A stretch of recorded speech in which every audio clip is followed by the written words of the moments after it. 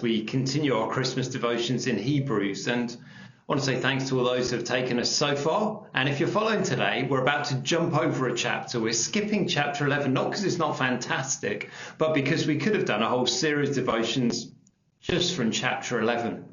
It's a chapter all about faith and what it means to have faith in the living God. And we could have done a whole series, maybe we will next year, where we look at each of the 16 characters, the name, plus Joshua, who isn't, plus some others who are just kind of thrown in at the end. And they all show amazing faith and trust in the living God. It's almost like, after Christmas, there's the New Year's honours list. You know that, where the king and Prime Minister and others get together and they honour certain people. Well, this is like God's honours list. He looks through the whole of the Old Testament, and the author to the Hebrews identifies people who are worthy of honour. Or you might have heard of the Rock and Roll Hall of Fame, or there are various other Hollywood halls of fame, for people who are elite. Well, in a way, these are the Hall of Fame, the Hall of Faith even, of the Bible. But we're going to skip over them. If you want to, take 5 minutes now, read through. And instead, we're going to just look at the first few verses of chapter 12. So if you've got a Bible there, get it open in front of you. I'm just going to read it to you now. It says, "Therefore, since we are surrounded by such a great cloud of witnesses," all of those mentioned in chapter 11, "let us throw off everything that hinders and the sin that so easily entangles. Let us run with perseverance the race marked out for us, fixing our eyes on Jesus, the pioneer and perfecter of faith.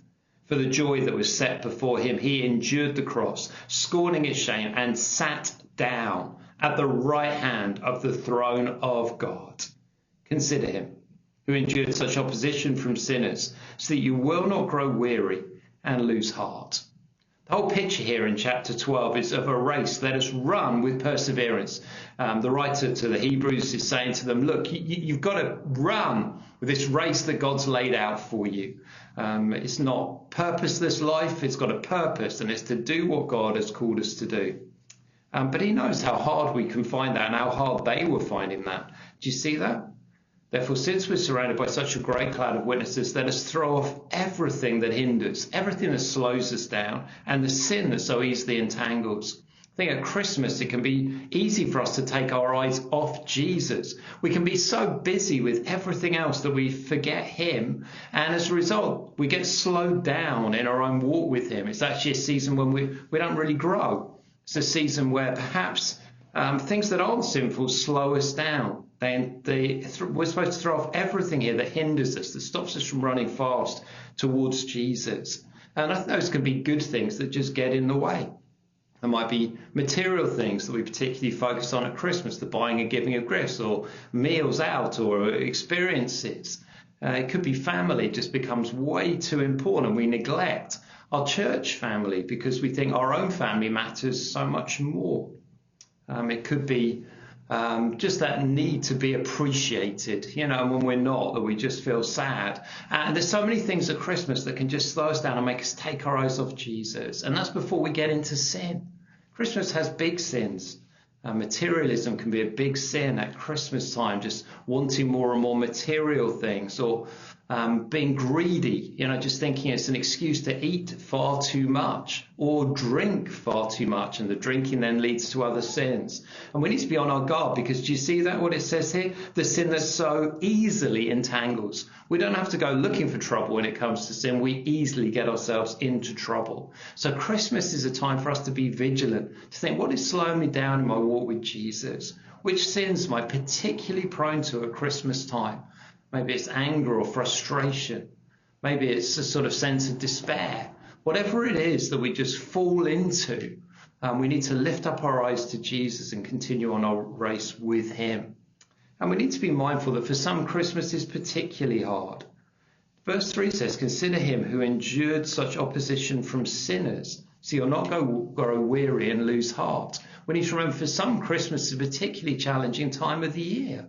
Maybe their family aren't Christians. Maybe there's serious opposition even within the family.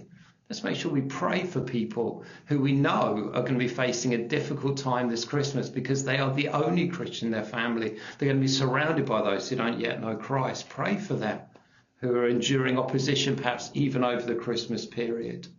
And also those who just feel weary. For some, Christmas is just the most wearying time of the year. Maybe they've been bereaved, or they've been divorced, or their mental health is just taking a battering, and it just seems like everyone else is having a great time and they're not. And they just feel weary with life itself. They just can't wait for Christmas to be over. Maybe that's some of you.